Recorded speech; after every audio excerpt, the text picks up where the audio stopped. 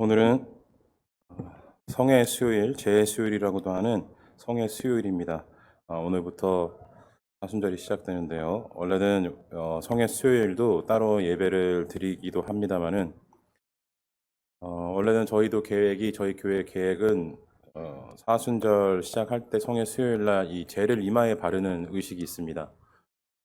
제를 여기 이마에 십자가 모양으로 바르고 그 예식을 진행하려고 했었는데 코로나 때문에 대면 예배가 불가능한 상황이 되어서 부득불 저희가 내년으로 내후년이 될 수도 있겠는데요. 조금 미루기로 하고요. 오늘은 간단한 예식만 잠깐 드리겠습니다. 우리 조용한 기도 드리심으로 예배 시작하시도록 하겠습니다.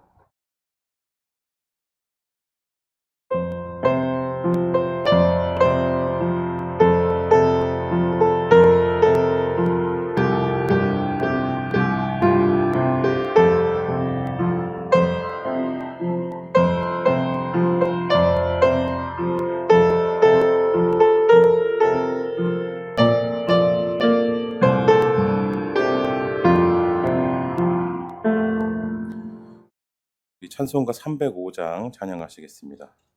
찬송가 305장 찬양하시겠습니다.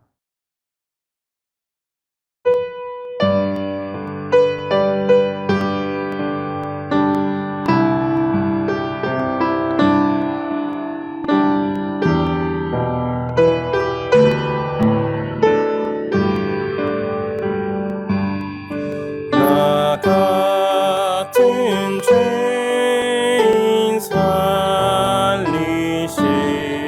주의 놀라워 잃었던 생명 찾았고 망령이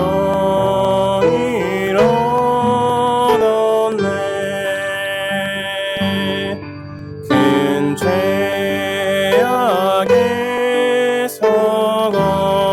건지신 주인의 고마워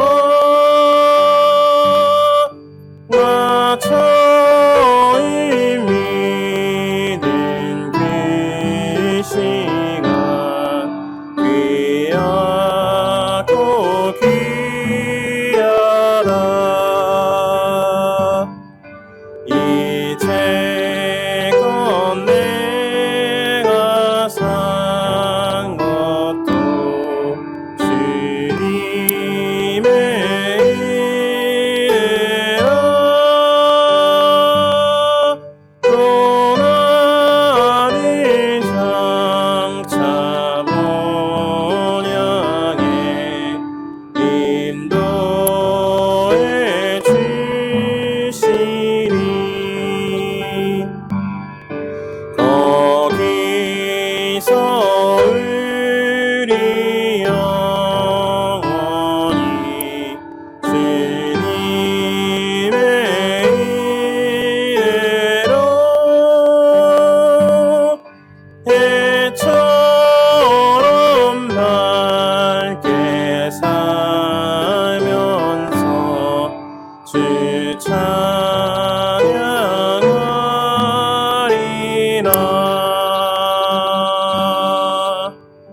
아멘. 아멘. 당신과 나, 우리는 죄입니다. 죄로 돌아갈 것을 기억하십시오. 그리고 회개하십시오. 그리고 복음을 믿으십시오. 주님, 저희들의 죄를 고백하고 가슴을 치며 회개합니다. 주님, 머리에 죄를 무릅쓰고 참회합니다. 주님, 옷 대신 마음을 찢으며 통회합니다. 하나님을 멀리 떠나 죄악 중에 살고 있는 저희들을 용서하여 주옵소서. 참 목자이신 주님의 음성을 외면한 채 거짓과 불의를 따르고 있는 이 땅의 교회들을 용서하여 주옵소서. 공의를 저버리고 악한 길로 줄다름치는 이 백성들의 허물을 사하여 주옵소서. 하나님을 두려워하는 저희들이 회개하오니 용서하여 주옵소서. 예수님의 이름으로 이 참여하는 기도를 드립니다. 아멘. 이사야 61장 3절 말씀으로 용서의 말씀을 선포하겠습니다. 무릇 시온에서 슬퍼하는 자에게 화관을 주어 그 죄를 대신하며 희락의 기름으로 그 슬픔을 대신하며 찬송의 옷으로 그 근심을 대신하시고 그들의 의의 나무 곧 여호와께서 심으신 그 영광을 나타낼 자라 일컬음을 받게 하려 하심이라. 아멘. 아멘. 감사합니다. 제가 잠깐 기도드리겠습니다. 사랑의 주님, 고맙고 감사하고 기도하옵기는 오늘 저희들에게 통해 수요일, 제 수요일을 맞이할 수 있도록 인도하여 주심에 감사드립니다. 아버지, 저희들 어찌나 죄가 많은지요. 태어날 때부터 죽을 때까지 온전히 죄만을 잊고 사는 인생임을 주님 고백합니다. 이 비루하고 비참한 인생 가운데 주님, 이 처참한 인생 가운데 버려두지 마시고 주의 은혜를 더하여 주시고 주의 광명의 빛을 비춰주심으로 하나님의 말씀을 선포하는 자들 될 수 있도록 인도하여 주시옵고 주의 복음을 감히 들고 산을 넘는 자들 될 수 있도록 은혜를 허락하여 주시옵소서. 세상이 무엇라 할지라도 그리고 시대가 무엇이라 할지라도 저희들 그것에 굴하지 아니하고 우리의 죄 앞에 무릎 꿇는 자들이 되는 것이 아니라 죄를 넘어서 계시는 하나님을 바라보며 여호와의 이름을 높이 창송하며 주님께로 온전히 나아가는 자들 될 수 있도록 아버지 용기와 은혜를 더하여 주시옵소서. 오늘 제 수요일을 맞이하여서 한낱 죄밖에 되지 아니하는 한낱 먼지 같은 우리의 인생을 주님 앞에 고백하오니 주여 용서하여 주시옵고 이 비참한 인생 가운데 쌓아가는 모든 죄악들 주님 회개할 수 있는 영을 허락하여 주심으로 주님께서 바라보시기에 성결한 삶을 살아가기 합당한 자들 될 수 있도록 쉼없이 기도하는 자들 될 수 있도록 아버지 은혜를 더하여 주시옵소서. 오늘 예배 가운데 함께하여 주시옵고 부족한 말씀이나 그 부족한 말씀을 주님의 은총으로 덧입혀 주심으로 인하여서 듣는 이들에게 정말로 총명하심을 더하여 주심으로 부족한 말이 하나님의 충만하신 음성으로 들릴 수 있도록 아버지 은혜를 더하여 주시옵소서. 우리의 마음을 모아 예배를 올 주님께 올려드립니다. 우리의 만족을 쫓게 하지 마시고 하나님의 만족을 찾아가는 저희들 될 수 있도록 성령님의 충만하신 안으로 또 들어가는 오늘 하루가 될 수 있도록 오늘 이 시간이 될 수 있도록 주님 함께하여 주시옵소서. 언제나 저희와 함께하여 주실 것을 믿사옵고 이 모든 말씀 우리를 구원하신 구주 그리스도 예수님의 이름으로 올려드리옵나이다. 아멘. 아멘. 우리 말씀 잠깐 보시겠습니다. 사도행전 6장입니다. 사도행전 6장 1절로 7절까지 말씀입니다. 원래는 사순절 제수요일에 맞는 본문으로 저희가 설교를 준비를 하려고 했었는데 지난주에 교회 내부 사정상 예배를 드리지도 못한 사정도 있기도 하고요. 코로나로 함께 나눌 수가 없어서 온전한 형식상으로 예배를 드릴 수가 없어서 오늘은 그냥 본문을 진행하도록 하겠습니다. 원래는 이사야서 말씀으로 말씀을 전할까 했었는데요. 저도 아쉽습니다. 많은 것들이 생략되는 것 같아서 인터넷으로도 하면 어떠냐 이렇게 말씀하실 수도 있긴 한데 앞서도 말씀드렸다시피 이 제수요일에 죄를 십자가에 그리고 예식이 좀 깁니다. 그래서 그 긴 예식을 다 함께 하는 가운데 마음을 모아서 우리가 행동으로 육신으로 드리는 참회의 시작을 알리는 시간이 되었으면 했는데 그것이 없어서 오늘 본문도 사순절 말씀과 연관되는 말씀이어서 오늘 본문을 진행하도록 하겠습니다. 그래서 오늘 본문 말씀은 사도행전 6장 1절로 7절까지 말씀입니다. 제가 가진 성경책 신약성경 195쪽에 있습니다. 사도행전 6장 1절로 7절까지 말씀 제가 대신하여서 대표로 봉독해 올리도록 하겠습니다. 그때 제자가 더 많아졌는데 헬라파 유대인들이 자기의 과부들이 매일의 구제에 빠짐으로 히브리파 사람을 원망하니 12사도가 모든 제자를 불러 이르되 우리가 하나님의 말씀을 제쳐놓고 접대를 일삼는 것이 마땅하지 아니하니 형제들아 너희 가운데서 성령과 지혜가 충만하여 칭찬받는 사람 7을 택하라. 우리가 이 일을 그들에게 맡기고 우리는 오로지 기도하는 일과 말씀 사역에 힘쓰리라 하니 온 무리가 이 말을 기뻐하여 믿음과 성령이 충만한 사람 스데반과 또 빌립과 브로고로와 니가노르와 디몬과 바메나와 유대교에 입교했던 안디옥 사람 니골라를 택하여 사도들 앞에 세우니 사도들이 기도하고 그들에게 안수하니라. 하나님의 말씀이 점점 왕성하여 예루살렘에 있는 제자의 수가 더 심히 많아지고 허다한 제사장의 무리도 이 도에 복종하니라. 아멘. 잠시 광고 말씀 드리도록 하겠습니다. 어, 사회적 거리두기 계속 유지하고 있습니다. 2단계로 내려가긴 했지만 5인 이상 집합 금지는 유지가 되고 있어서 예배 인원 제한이 여전히 있습니다. 방역과 이 방역 준칙을 저희도 준수하고 있기 때문에 뭐 그렇게 크게 걱정은 하지 않습니다만은 얼마 전에 또 정부에서 발표하기로는 교회 예배 가운데는 확진자가 없었다 이런 얘기가 나왔었죠. 그러니까 예배에서는 예배 확진자가 없고 예배 끝나고 모임 아니면 예배 전 모임에서 이제 확진자가 나왔다 이런 얘기를 했습니다. 근데 이걸 좀 오해하시면 안 되는 게요. 교회에 확진이 없었다는 얘기가 아니라 예배를 통해서 확진된 게 없었다는 것입니다. 그러니까 예배 전후로 이제 문제가 되었던 것이죠.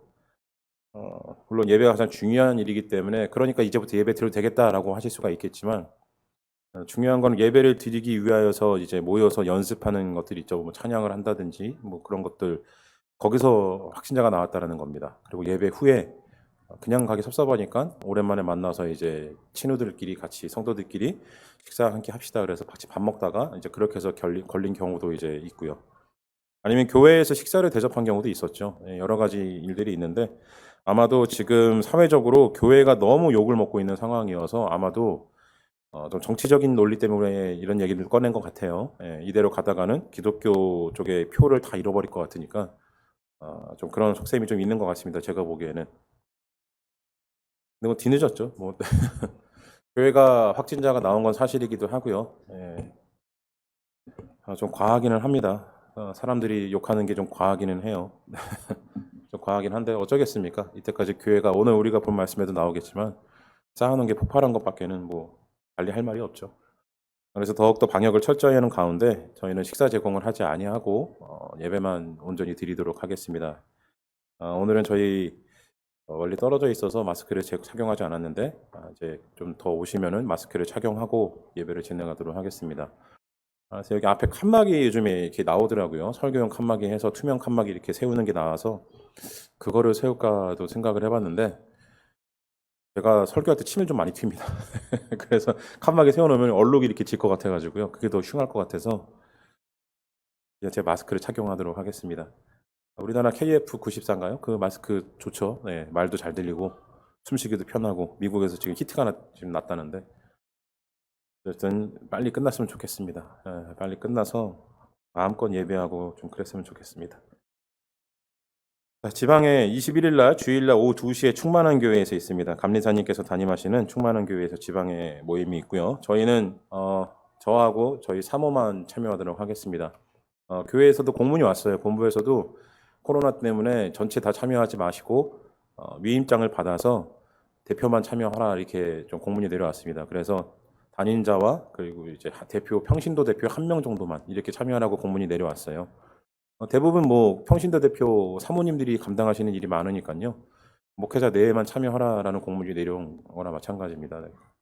그래서 모임 후 뭐 절대 뭐 식사 이런 모임은 없고요. 회의 끝나면은 바로 이제 해산하도록 돼 있습니다. 이 중요 회의 같은 단체 회의 같은 경우에는 5인 이상 집합 금지 명령에 해당되지 않기 때문에 정부의 허가를 받고 진행하는 모임이기 때문에 또 방역 수칙을 지키고 마스크를 절대 벗지 않는 상황에서 저희 진행이 됩니다. 그러니 너무 염려치 않으셔도 될 것 같고요. 누구보다 목사님들이 이 방역에 있어서 굉장히 민감하세요. 네. 모였을 때 누가 마스크 안 쓰고 있으면은요 난리가 납니다. 빨리 쓰라고. 네. 왜냐하면은 그 교회 담임자가 코로나에 이제 확진이 돼가지고 교회에서 만약에 전파되는 일이 일어났다 그러면은 그것만큼 큰 일이 없기 때문에 누구보다 조심하십니다 목사님들이. 너무 염려하지 않으셔도 회의는 안전한 가운데 진행될 테니까요. 네, 잘 하고 오도록 하겠습니다. 그리고 오늘부터 사순절이 시작이 됩니다. 주일에도 광고에서도 말씀드렸듯이 사순절은 이 예수님의 고난을 이제 죽으심과 부활을 기다리는 가운데 이제 준비하는 40일의 기간이죠. 그래서 영적으로 좀 무장하는 시간이기도 합니다. 근데 지난 주일에도 말씀드렸다시피 특별한 이벤트로 생각하시면 절대 안 됩니다. 사순절은 1년에 한 번 내가 금식해보는 날, 회심해보는 날 이렇게 생각하시면 안 되고 평소에 해야 되는 일들을 더 깊이 있게 하는 날이라고 이해를 하셔야 됩니다. 그래서 평소에 금식하신 적이 없다 하시는 분들은 이번 기회에 한번 작정하시는 가운데 금식이 이렇게 힘든 거구나 혹은 별거 아닌데라고 생각 드실 수도 있어요. 그런 분들은 힘드신 분들은 내가 이것을 힘들기 때문에 힘들지 않을 때까지 한번 해보겠다. 매일 하시라는 게 아니라 자주 이제 좀 해보시라는 것이고, 힘들지 않다라고 여기시는 분들은 힘들지 않으시니까 좀 더 자주 하실 수 있겠죠. 그런 것들을 좀 작정하시는 시간이 되었으면 좋겠습니다. 그리고 말씀과 기도를 좀 집중하시는 시간이고요. 내 향락과 오락을 줄이는 시간입니다. 오로지 하나님께만 집중하고 내 즐거움보다는 괴로움에 집중하는 시간이에요. 예, 왜 괴로움에 집중해야 되냐, 왜 고통을 찾아야 되냐라고 생각하실 수가 있는데, 아무 관계 없는, 연관 없는 우리 때문에 예수님은 십자가에서 고통당하셨잖아요. 그렇기 때문에 그 고통에 조금이라도 참여하고자 하는 마음으로 사순절이 시작이 된 것입니다. 그래서 좀 가학적이기까지 나를 괴롭히시라는 말씀이 아니라 나를 조금 괴롭게 평상시보다 좀 힘들게 그렇게 사는 삶을 추구하는 게 이 사순절의 의미입니다. 그래서 평소에 하셨던 것보다 좀 더 말씀을 더 읽고, 평소에 하셨던 것보다 좀 더 기도를 더 하고, 평소에 하셨던 것보다 찬양을 더 깊이 있게 묵상하는 가운데 찬양하시고, 그리고 금식도 안 해보셨던 분들은 새롭게 해보시고, 평소에도 한 끼 두 끼 금식을 자주 했던 분들은 온전히 하루를 한번 금식해 보시는, 이런 것들을 더하심으로 인하여서 육신의 고통을 통하여서 예수님이 얼마나 큰 고통을 감내하셨는지를 좀 체험하는 시간입니다. 그래서 제에다가 이 이마에다가 제가 이 십자가 그리는 제 수요일을 기념하려고 했던 이유도 몸으로 체험해 보는 것도 굉장히 중요한 일이거든요. 예, 몸만으로 쓰는 건 안 되지만 몸으로도 분명히 이 은혜를 주시기 때문에 육신은 하나님께로부터 온 것이니까요. 그래서 제가 계획을 했습니다마는 코로나 때문에 부득불 할 수 없게 되었습니다. 근데 뭐 한편으로는 다행이기도 합니다. 제가 안수를 안 받아서 이 만찬을 집례를 못 해요. 원래 제수일에도 만찬을 집례를 해서 마지막 순서에는 이 만찬을 하는데, 성만찬을 하는데, 제가 집례를 못 해서 만약에 저희가 제수일을 계획을 했으면은 목사님 한 분을 또 모셔야 되는데 수요일 날 모시기가 쉽지가 않거든요. 예. 근데 뭐 어떻게 보면은 뭐 차라리 잘 된 일이기도 합니다. 네. 내년에는 성만찬까지는 아니더라도 그냥 빵과 포도주를 떼어서 함께 마시는 걸로, 예, 그런 것으로, 예, 약식으로 진행을 한번 해볼까 지금 계획 중에 있습니다. 어, 기대가 컸어요. 저는 이 재수요일을 하는 곳이 없거든요. 제가 이때까지 사역했던 교회에서. 그래서 저는 꼭 해야 되겠다라고 결심을 하고 있었는데, 이마에다 십자가를 이렇게 그리고 함께 앉아서 예배 끝날 때까지 십자가 그리고 있는 거죠. 그런 것들을 좀 해봤으면 좋겠다 했었는데 좀 아쉽긴 합니다.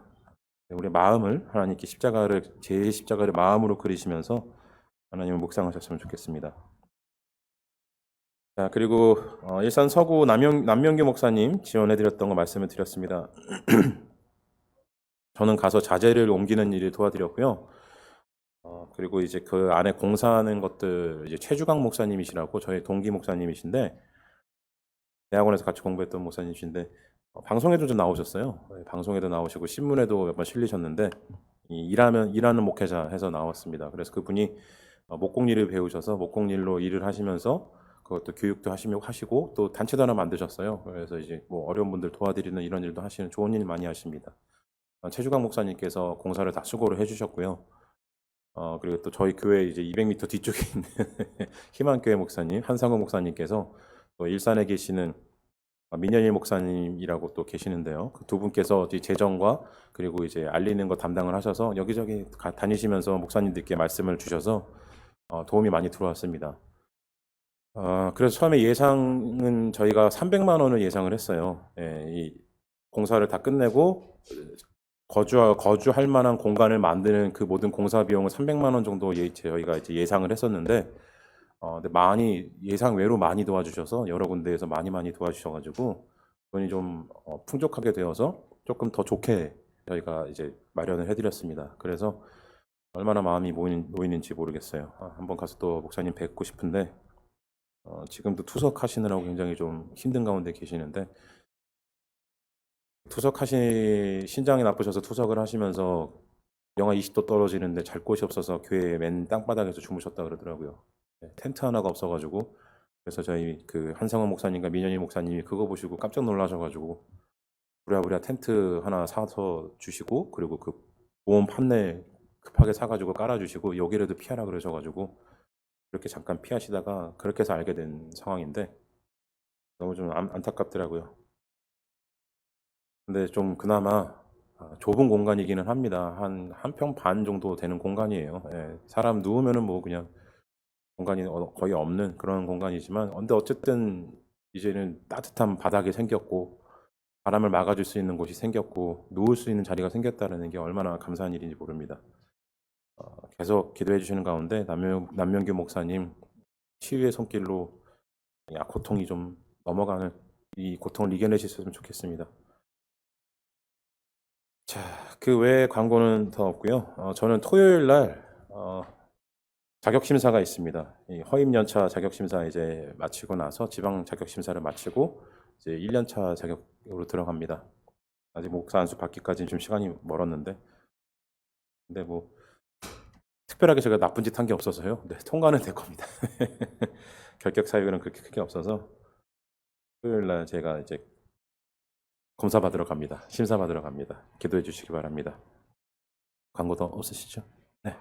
오늘 우리 말씀 같이 보시도록 하겠습니다. 사도행전 6장 1절로 7절까지 말씀 보시겠습니다.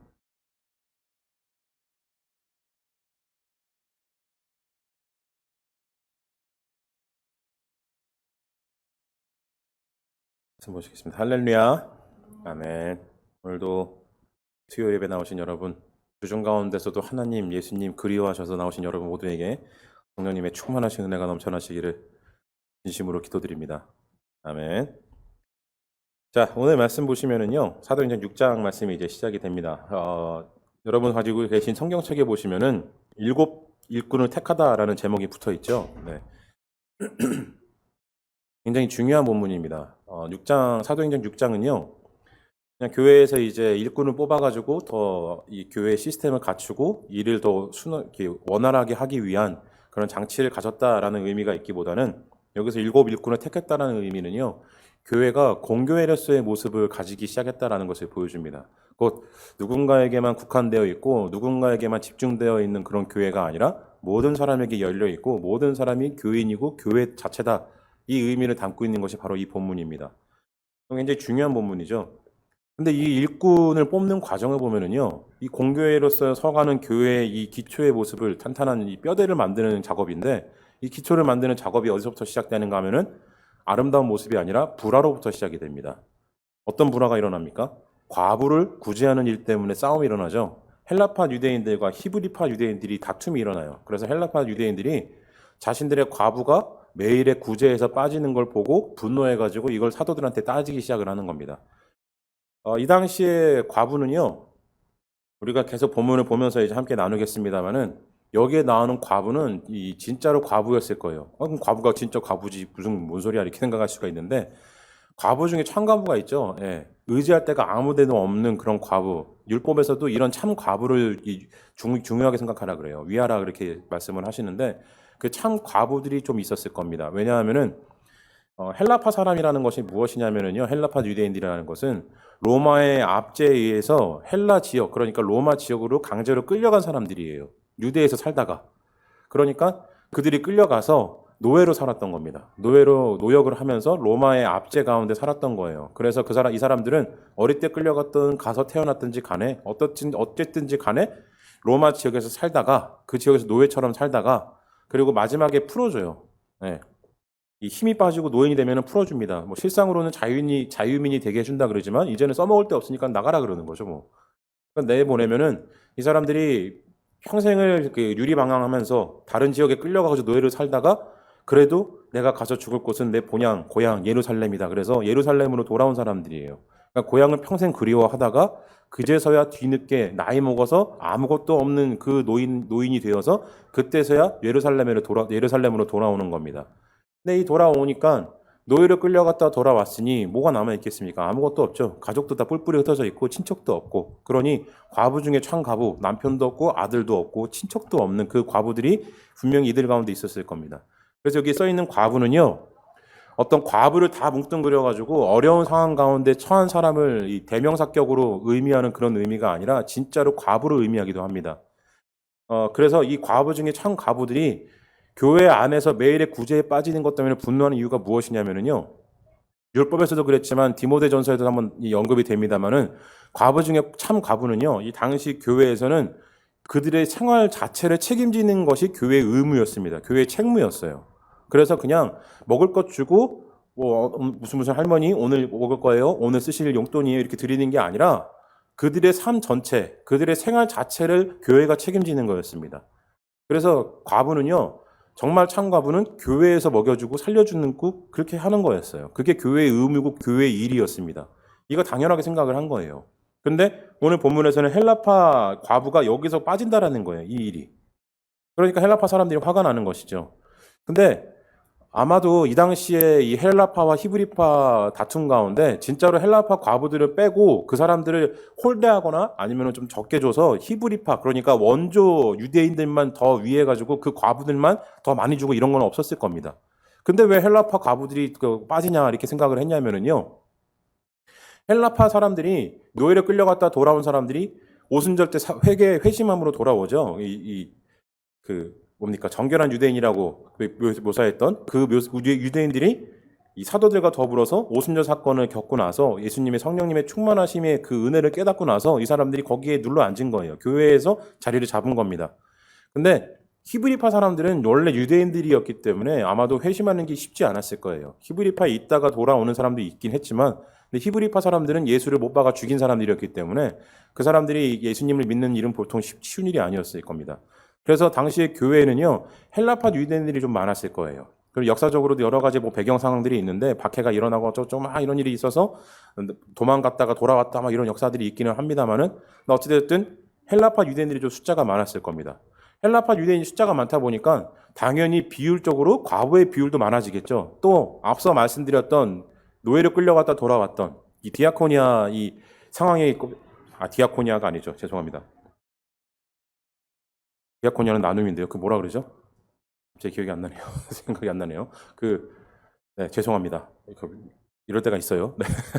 노예를 끌려갔다가 디아스포라, 죄송합니다. 디아스포라 유대인들, 노예를 끌려갔다가 디아스포라 유대인들이 많이 쭉 끌려갔기 때문에 그들이 돌아왔을 때가 더 숫자가 많죠. 그리고 그들 중에서 남편도 잃고 평생은 아마 결혼도 못하고 사는 사람도 있었을 거예요. 아니면 남편이 죽었던가. 그래서 헬라파 유대인들이 자연스럽게 이 과부의 수가 더 많을 수밖에 없었습니다. 역사적 배경 때문에. 그렇기 때문에 숫자가 많다 보니까요, 과부의 숫자가 많다 보니까 여러 가지 구제하는 일도 해야 되고 성경금도 써야 되고 사도들을 지원해주는 일도 하고 여러 가지 일들을 해야 되는데, 교회의 재정 가지고. 근데 과부의 숫자가 많다 보니까 과부들에게 가는 돈이 많이 갈 수가 없는 거예요. 그래서 참 과부를 교회에서 생활을 감당을 해야 되는데 생활이 감당이 안 되니까 과부들이 생활 자체를 감당을 해주질 않으니까 여기에 대한 아마 불만이 있었을 겁니다. 그래서 왜 우리가 이렇게 이 받을 거 못 받고 이래야 되냐? 교회에서 준다고 하지 않았냐? 교회에서 보살펴 줘야 되는 거 맞지 않냐? 왜 우리가 이렇게 하루에 한 끼밖에 주지 않냐? 이런 식으로 따진 것이죠. 자, 그래서 이 다툼이 시작이 됨으로 인하여서 얘기가 이렇게 번져나가기 시작해서 싸움이 커지기 시작을 하는 거예요. 근데 당시 교회는 분명하게 구제를 분명하게 했을 겁니다. 우리 개혁 성경에는 공궤라고 돼 있어요. 공궤. 공궤가 뭐냐면은요, 어른께 이 음식을 대접하는 걸 공궤라 그럽니다. 윗사람에게 음식을 대접하는 걸 공궤라 그래요. 근데 여기서는 이 개혁 개정으로 바뀌면서요, 대접으로 이 단어가 바뀌어요. 대접하는 일로 이렇게 바뀌는데 원래는 공궤하는 일이라고 되어 있었습니다. 근데 공궤가 맞아요. 왜 공궤가 맞냐면은요, 과부들이 나이가 많기 때문에, 참과부는 나이가 많은 사람을 참과부라고 하기 때문에 나이가 많은 분들을 섬겨야 되는 일이기도 하기 때문에 공궤라는 단어를 쓰는 게 맞기도 하고, 교회에서 헌신이라는 것은요, 교회 구제라는 것은 우리가 많은 것 중 가운데서 남는 돈으로 선심 쓰듯이 동정하듯이 남는 거 가지고 먹어, 너 이거 내가 남는 거 있으니까 이거 먹어라 하고 대접하는 게 아니라, 내가 용돈이 좀 있고 돈이 좀 부자인데 내가 너 좀 대접해 줄게 이러는 게 아니라, 웃 어른에게 음식을 대접하는 일은 내가 있건 없건 대접을 하잖아요. 그렇죠? 여러분 부모님이 계신데 내가 가난하다고 해가지고 부모님 굶기실 겁니까? 아니잖아요. 나를 평생을 키워주신 부모님, 정상적인 사람에 한해서요. 요즘에 비정상적인 사람들 많은데, 평생을 나를 위해서 헌신하시고 나를 키워주시고 먹여주시고 재워주신 그 부모님이 이제 연세가 노쇠하셔가지고 하실 수 있는 일도 없고 기력도 없으셔가지고 집에만 계셔야 되는데, 근데 집이 가난하다는 이유로 엄마 내가 돈이 없으니까 오늘 굶으세요 이러실 수 있습니까? 그럴 수 없잖아요. 그렇죠? 부모님이 굶으시면 어떻게 합니까? 나가서 무슨 수를 써서라도 먹을 걸 가져와서 부모님을 부모님께 공양해 드리잖아요. 그래서 공개라는 단어가 교회에서 구제라는 단어보다는 원래 더 의미가 맞는 겁니다. 근데 공개라는 단어가 잘 쓰이질 않으니까 어려워서 단어를 대체하는 가운데 구제로 바뀌었는데 저는 이 단어가 마음에 안 들어요. 공개라는 단어를 오히려 알려줬어야 돼요. 공개가 무슨 뜻인지. 근데 뭐 어쩌겠습니까? 이제 뭐 이미 바뀐 거 어떡하겠어요? 어찌됐든 교회에서 하는 구제는요 공개가 되어야 돼요. 그래서 과부들을 모시는 일이 되어야 했던 겁니다. 근데 이 일로 인하여 가지고 제대로 못 모신다 해가지고 과부들이 폭발한 겁니다. 근데 여기서 우리가 좀 더 면밀하게 생각을 해봐야 될 것은요, 깊이 생각을 해봐야 될 것은 과부들도 분명하게 이 성결함으로 인하여서 신실함으로 인하여서 성령의 그 충만하심, 성령의 충만하신 은혜를 맛본 사람들이었어요. 오순절 사건을 경험한 사람들이었습니다. 그렇다고 한다면 이 사람들에게도 믿음이 있고 교회의 일원으로서의 정체성이 분명히 있었을 거예요. 그런데 단지 먹는 것 때문에 이렇게 폭발을 했을까? 단지 나에게 내 생활을 보장해주지 않는다는 이유 때문에 교회 안에서 이렇게 폭발을 했을까라고 생각을 해보면은요, 그렇지가 않다라는 거예요. 그럼 이 내면에, 이 이면에, 이 사건 이면에 있는 것은 무엇이냐면은요, 이 예루살렘 교회에 뿌리 깊게 박혀 있었던 차별의식 때문에 폭발을 한 겁니다. 그 차별의식이 뭐냐면은요, 바로 헬라파와 히브리파의 갈라짐이에요. 만약에 여러분, 이 사건이 정말로 과부들이 대접받지 못하는 것 때문에 일어나는 일이라고 한다면은요, 그냥 누가가 이 기록을 남겼을 때 과부들이 어떤 과부들은 대접하는 공개받는 것에 부족함을 느껴서 불만을 가졌더라. 그래서 싸움이 일어났다. 이렇게 쓰면 될 텐데. 근데 그렇지 아니하고 일부러 쓰는 거예요. 히브리파와 헬라파를 기록을 합니다. 그래서 그들이 히브리파를 원망했다. 이렇게 기록을 남기고 있어요. 이 이유가 무엇이냐면요. 히브리파 유대인들과 헬라파 유대인들이 이 초대교회 상황에서 분명하게 갈라짐이 있었다라는 겁니다. 이 갈라짐은 우리가 진짜 이 정통성을 가지고 있다라고 하는 유대인의 그 선민의식으로부터 시작이 된 거예요. 그래서 예수님이 그것을 깨트리려고 오셨음에도 불구하고 이들은 아직까지 유대인 범주 안에 갇혀 있었습니다. 그래서 히브리파 유대인들은요, 자신들은 노예로도 끌려가지 아니하고 예루살렘 성전에서 평생을 살아온 사람들로서의 자부심이 있었어요. 여러분, 가끔씩 서울에서 사시는 거 자부심 가지신 분들이 계시죠? 좀 웃겨요, 저는 보고 있으면. 저도 서울에서 태어났는데 예전에 한번 택시를 한번 탔는데 택시기사님이 고향이 어디냐고 물어보시더라고요. 그래서 서울입니다 그랬더니 부모님은 아버지 고향은 어디세요? 그러시길래 충청도 영동에서 태어나셨습니다. 영동이 본적입니다. 그랬더니 말씀을 드렸더니 그럼 서울 사람이 아니네 그러는 거예요. 서울 사람이면 뭐 다른 게 있나요? 그랬더니 이 서울 수도 사람이 진짜 한국 사람이지 이런 얘기를 하시더라고요. 참 그쵸? 저희 집은 충청도 영동에서 살았는데 충청도가 어느 고향입니까? 양반의 고장이죠. 전 양반이에요. 네, 양반 집안이에요. 집안에 선산도 있어요. 족보도 있어요. 그런 얘기 하려다가 네, 그런 얘기는 아닌데 그렇군요 하고 넘어갔는데 웃기는 거예요. 그런 거 따지면은요. 얼마나 참 비루합니까? 서울에서 태어나고 자기가 살고 있는 그 지역이 무슨 상관이에요? 거기 살면 뭐 달라지나요, 사람이? 그렇죠? 서울에 살면 갑자기 초능력 생기나요? IQ가 한 10 정도 올라가나요? 우리나라에서 제일 똑똑하신 분들 어디 모여 계세요? 대전에 모여 계세요. 대덕연구단지. 거기에 천재들 다 모여 계세요. 네. 뭔 소리 하는 건지 모르겠어요. 그런 거와 동일하게 유대인들은요, 자기가 살고 있는 자리에 자부심이 컸습니다. 거기다가 선민의식이 더해지니까 이 선민의식이 더해지다 보니까 예루살렘이라는 곳은요, 그 자체가 성지였어요. 그래서 성지에서 나고 자라고 성지에서 성전에서 예배드린 나는 진짜 성골 유대인이다. 이 자만심이 안에 있었던 것이죠. 그래서 이 자만심이 헬라파 유대인들을 차별하기 시작을 해요. 그래서 그 차별이 차곡차곡 쌓여와서 여기서 폭발을 한 거예요. 그렇기 때문에 만약에 정말로 과부를 공개하는 일이 이 당시 예루살렘 교회에서 재정 부족으로 인하여서 힘든 일이었거나 아니면 진짜 차별로 인하여서 일어난 일이었으면은요, 헬라파 과부들만 문제가 되는 게 아니라 헬라파에서 어려운 상황에 있는 사람, 헬라파에서 가난한 사람, 헬라파에서 나그네 된 사람, 헬라파에서 거지가 된 사람 다 들고 일어나야 돼요. 왜 우리 이거 제대로 안 도와주냐고 다 들고 일어나야 돼요. 그런데 굳이 과부만 꼽아가지고 얘기를 한다는 거예요. 이 얘기는요, 이 당시에 공개를 했던 교회에서 대접했던 모든 구제의 이 상황들이 나쁜 상황이 아니라, 그리고 과부를 대접하는 일도 그렇게 나쁜 상황이 아니라, 실제로 이 7 지사를 뽑고 나가지고 이 얘기가 쏙 들어가잖아요. 달라지는 게 아무것도 없어요. 그냥 일꾼이 사도들에서 7 지사로 바뀐 것밖에 없습니다. 그런데 그 얘기가 싹 사라져요. 그 얘기는 무엇이냐면요, 재정 문제는 아니라는 겁니다. 돈 문제는 아니라는 거예요.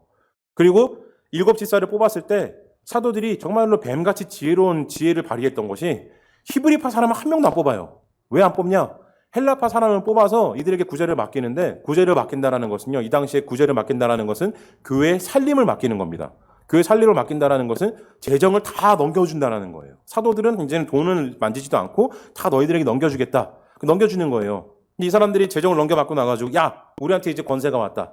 헬라파 사람들 다 이제 너네 다 줄게. 이래가지고 헬라파 사람들 밀어주면은 어떻게 되겠습니까? 히브리파 사람들이 들고 일어나겠죠. 그래서 헬라파 사람들만 지정을 해가지고 세운 이유가 헬라파 사람들이 모든 걸 다 책임을 맡았을 때 더 공정하게 해야지만이 불만과 불평이 나오질 않기 때문에 헬라파 사람들을 세운 거예요. 굉장히 지혜로운 일을 한 겁니다. 자, 그래서 이것을 봤을 때는요, 달라진 상황이 아무것도 없어요. 이 구제의 주체가 사도들에서 집사들로 바뀐 것밖에 없습니다. 그런데 이 일로 인하여서 불평과 불만이 싹 들어갔다라는 거예요.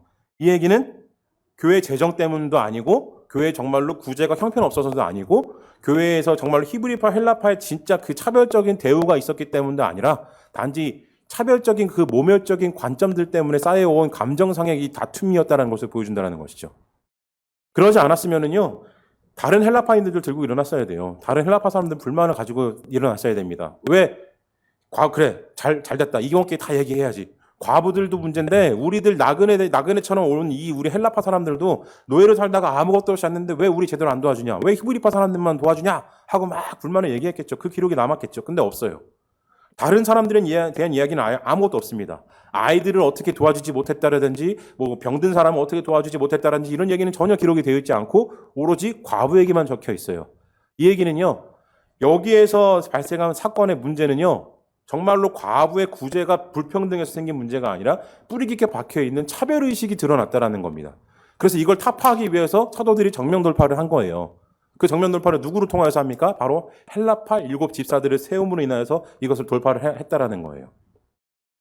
자, 그래서 이것이 돌파하는 것이 중요한 것이 아니라요, 사도들이 이 헬라파 사람들을 세웠다라는 것이 이 정면 돌파했다는 것보다 헬라파 사람들을 지명하여서 그리고 교회에서도 헬라파 사람을 세우기를 기뻐했다라는 것에서 중요한 것을 봐야 된다는 거예요. 주요점을 봐야 된다는 겁니다.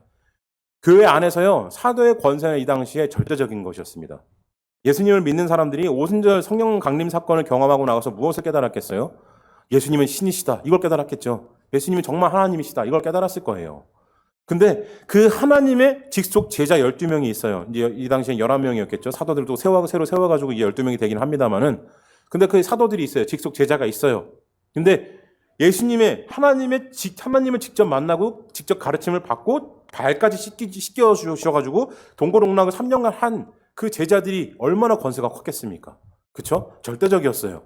그 사람들에게 모든 것이 다 집중하는 것이 당연한 것이었습니다. 그런데 교회 안에서 사도들 때문에 문제가 일어난 것이 아니라 사도들은 아무 관계가 없이 히브리파인들이 모여가지고 예배드리고 사랑하게 기뻐해야 되는데 그것을 기뻐하는 것이 아니라 차별해가지고 갈라치기 해가지고 너는 저쪽 우리는 이쪽 해가지고 띄워놓기를 기뻐하니까 이 일을 해결하기 위해서 히브리파 사람들을 혼낸 것이 아니라 헬라파 사람들을 위로한 것이 아니라 무엇을 했냐? 그랬더니 자기들의 절대적 권세를 다 놔버렸어요.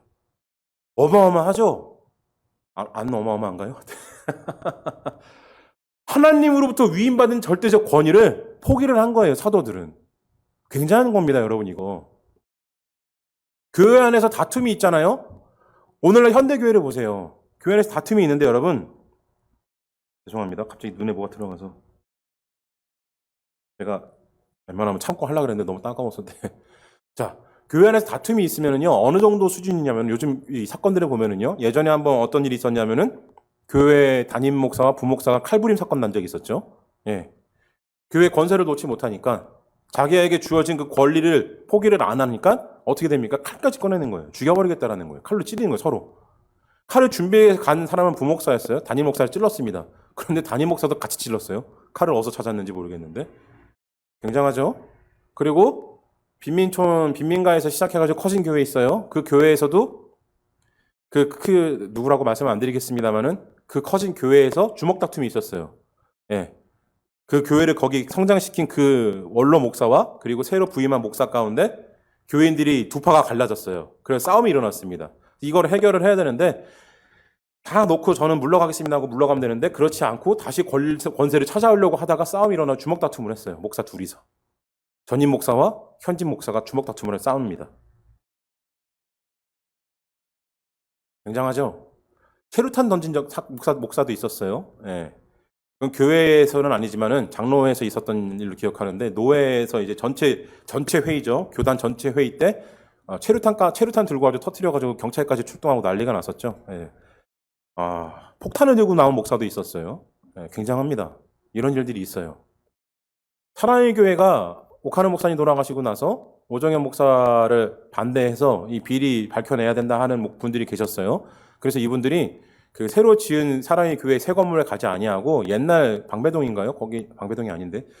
그냥 옛날 그 사랑의 교회 원래 처음에 오카노 목사님이 시작하셨던 그 사랑의 교회 예배처에서 예배를 드렸어요. 근데 이 사랑의 교회 오정현 목사 측이 이게 눈에 가시였나 봅니다.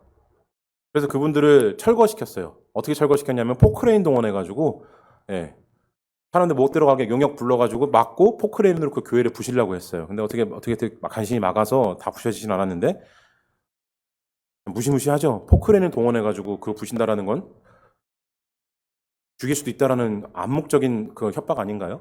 네, 뭐 그런 일이 있었어요. 그 외에도 많습니다. 제가 들은 얘기들도 굉장히 많아요. 어떤 목사님이 교회 공금을 횡령하는 일을 고발을 했다가 교회에서 쫓겨난 분들 계셨고, 사모를 불러가지고 부목사 사모들 불러가지고 담임 목사 집 빨래 시키고 설거지 시키고 김장 시키고 애들 공부 가르치고 이런 걸 시켰어요. 사모들한테. 부목사님 의로운 분이 새로 들어오셨는데 이걸 보고 깜짝 놀라셔가지고 이게 무슨 짓이냐 그러면서 목사님한테 대들고 따진 거예요. 그랬더니 이분이 미움 받아가지고 쫓아날 핑계가 없으니까 가만히 보고 있다가 한번 안 좋은 일이 터지니까 그거 꼬투리 잡아 쫓아냈습니다. 쫓아내고 나가지고 어떻게 했냐면 이 사람이 좀 권세가 있는 사람이었어요. 교계에서 방귀 좀 끼는 사람이었어요. 그래가지고 갈만한 교회 전화를 다 걸었어요. 다 걸어가지고 어떤 목사 형편없는 놈이니까 절대 받아주지 마라. 이걸 전화를 다 걸어가지고 아무데도 못 가게 만들어버린 거예요.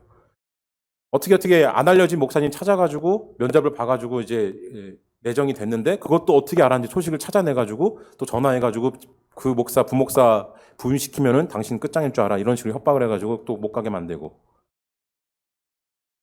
그래서 그분 소식이 전국으로 퍼져서 전해진 적이 한 번 있어요. 그래서 다른 그 지방에서 저기 강원도 쪽에서 강원도 그 지방 목사님이 되게 의로운 분들이 많으세요. 강원도 쪽에서 이게 무슨 말도 안 되는 짓이냐. 없는 자리라도 만들어서 그분 우리 교회 모시겠다 그래가지고 한 교회에서 자리 하나 만드셔가지고 그분 모셔갔어요. 네, 오시라고.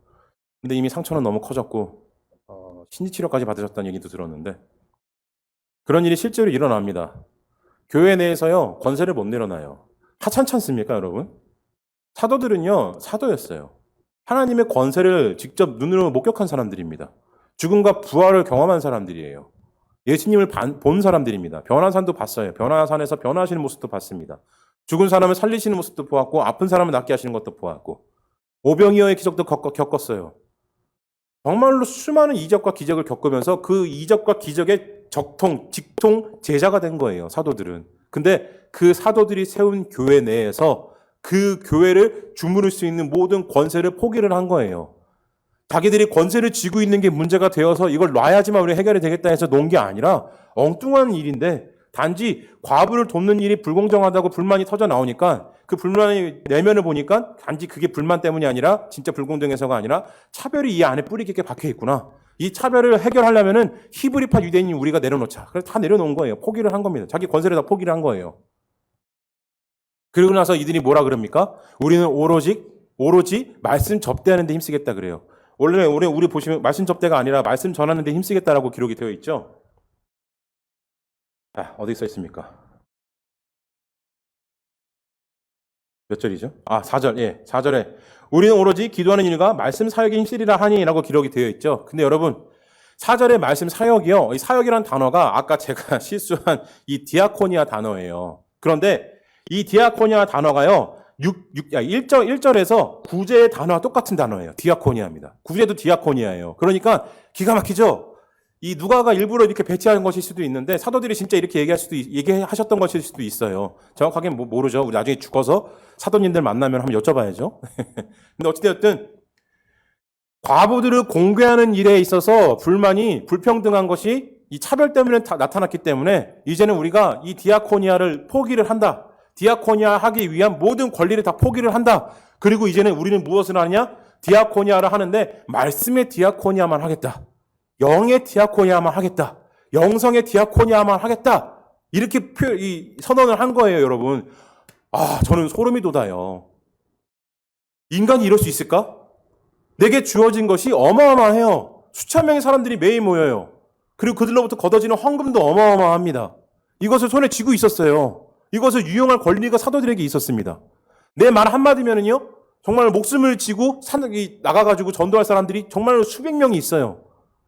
자, 이 상황에서 사도들이 한 것이 무엇입니까? 우리는 이 모든 것을 할 수 있는, 이 모든 디아코니아를 할 수 있는 모든 권세를 다 포기하고 차별과 불평이 생겨나느니 우리는 이걸 포기를 해버리겠다. 그리고 우리는 이제 다시 초심으로 돌아가서 말씀을 너희들에게 디아코니아 하는 것에만 집중하겠다. 이렇게 표현을 한 거예요. 선언을 한 겁니다.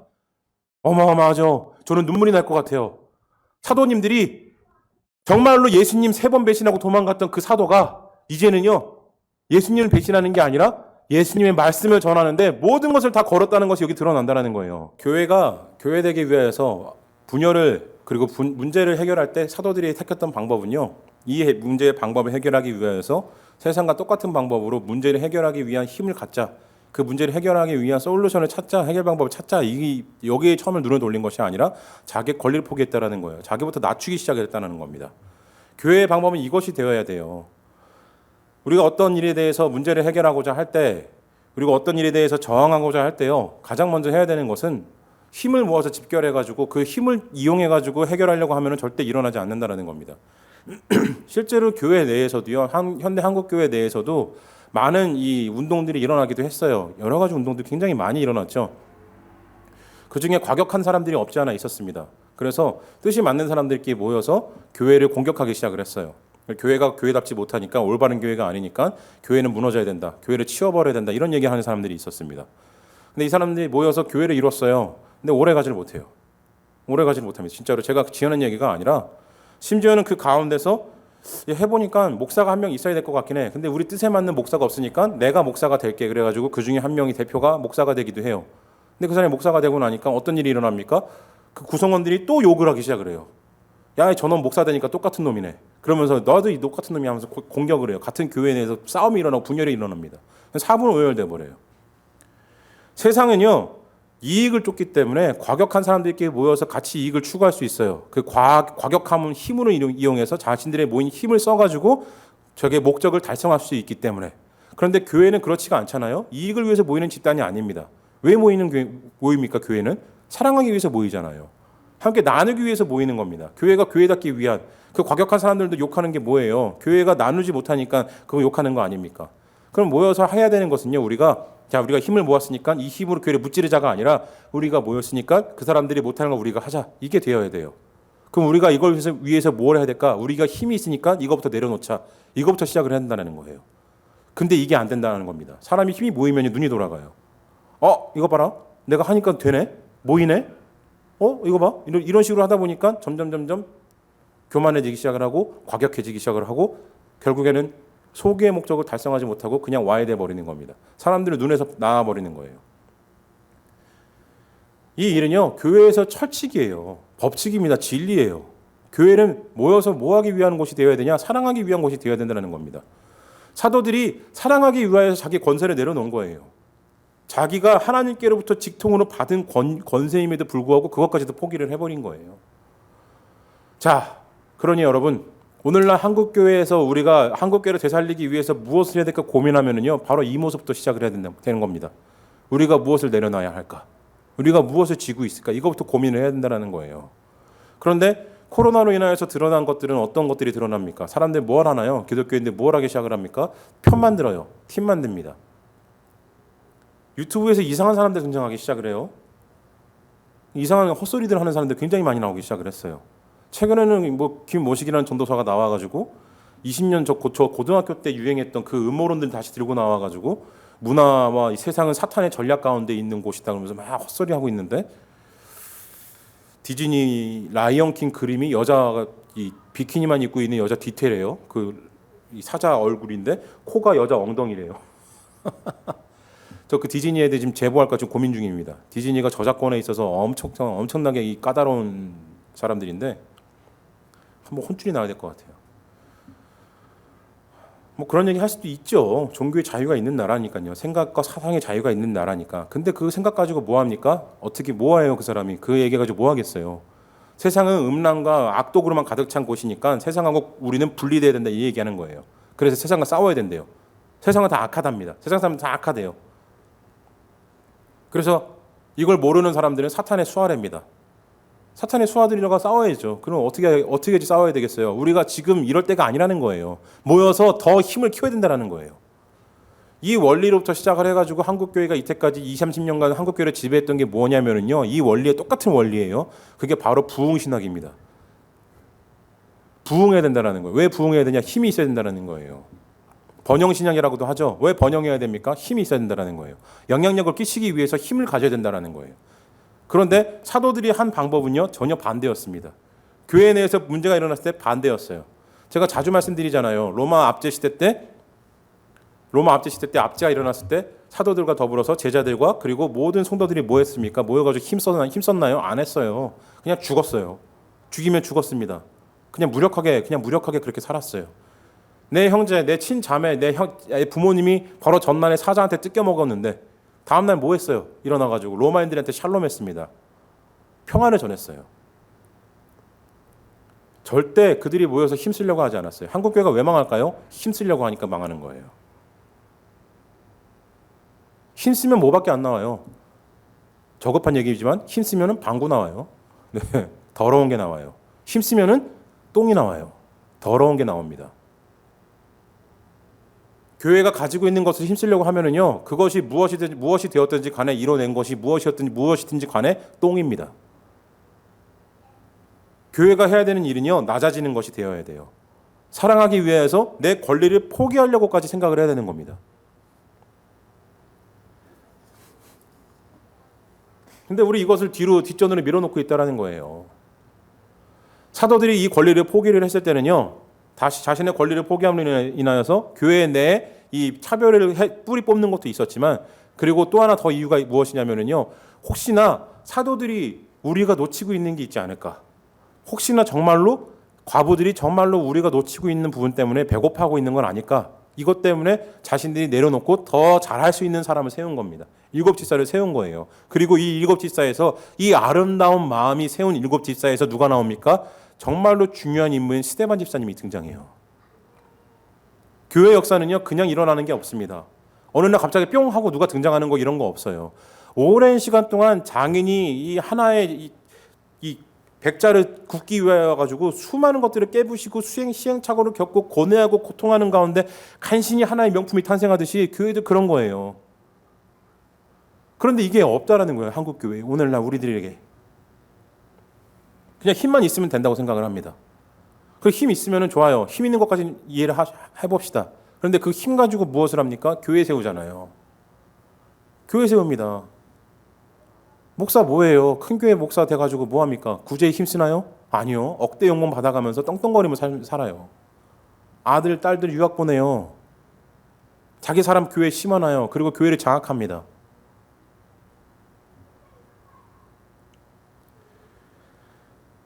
신명기 26장 12절에 이런 말씀이 있어요. 셋째 해 곧 11조를 드리는 해에 내 모든 소산의 11조 내기를 마친 후에 그것을 레위인과 객과 고아와 과부에게 주어 내 성읍 안에서 먹고 배부르게 하라. 11조 내는 거 의무입니다. 교회인의 의무예요. 저는 그렇게 생각해요. 11조 안 내도 된다는 분들도 계신데 저는 그렇게 생각하지는 않아요. 그런데 그 11조 내서 교회에서 그 11조로 무엇을 해야 되는 것이냐? 그러니까 궁극적으로는 교회의 헌금 가지고 무엇을 해야 되냐? 배부르게 해야 된다는 거예요. 누군가를. 내 교회에서 함께 신앙생활하는 내 이웃이 된 내 형제가 된 성도든 아니면 교회를 나오지 아니하는 내 이웃이든지 간에 누구든지 간에 배부르게 하는 게 교회의 목적이 되어야 된다는 겁니다. 이것을 위해서 내 것을 포기할 줄 알아야 된다는 거예요. 주여. 그런데 우리 이것을 포기 못하는 거예요. 우리 것을 놓지를 못하는 겁니다. 참 안타깝죠. 마태복음 10장 16절에서 이렇게 말씀하셨어요. 예수님께서 보라 내가 너희를 보냄이 양을 이리 가운데로 보냄인 것 같도다. 그러므로 너희는 뱀같이 지혜롭고 비둘기같이 순결하라.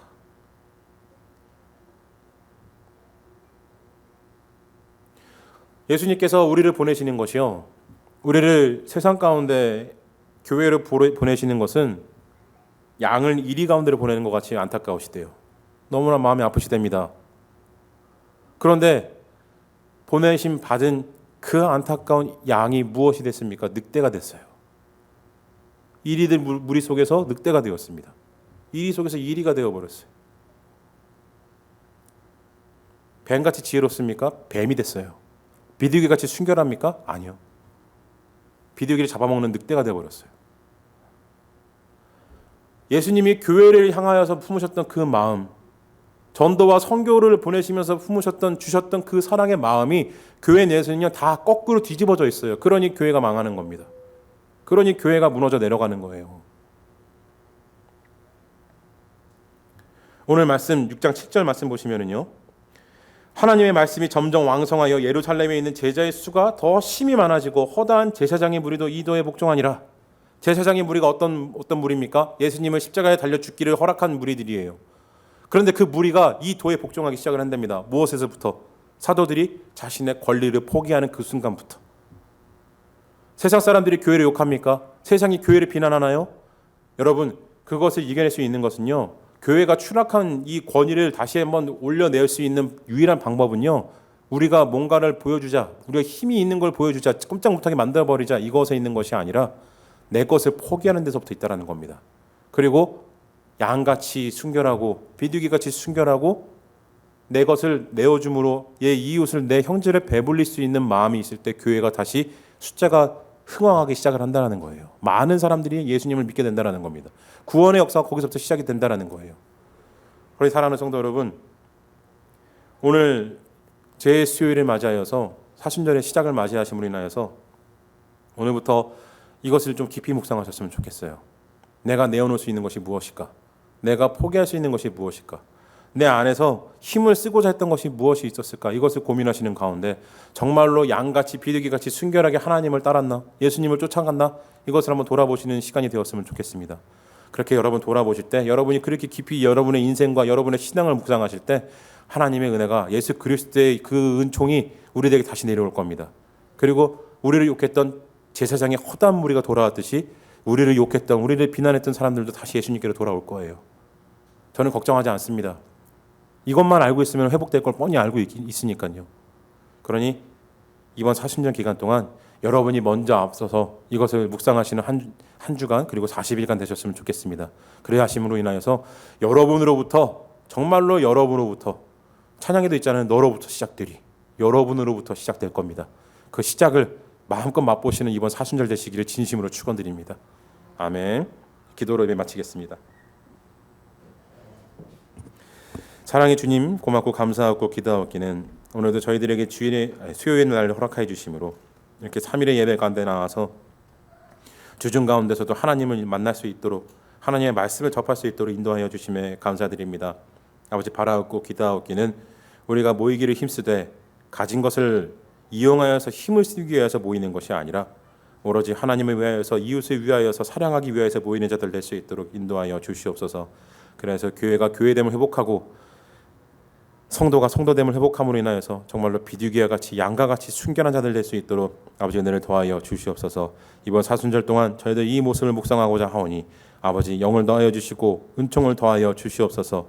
하나님의 사랑에 더욱더 가까이 나아가는 자들 될 수 있도록 아버지 은혜를 더하여 주시옵소서. 예배를 마치고 돌아가는 발걸음 지켜보아여 주시고 또 오늘 하루도 무사히 마치고 잘 잠들고 다시 또 아침에 잘 일어나서 한 주간의 남은 삶들 잘 감당할 수 있도록 인도하시고 또 남은 예배의 시간들도 기쁘게 맞이하는 저들 될 수 있도록 아버지 은혜를 더하여 주시옵소서.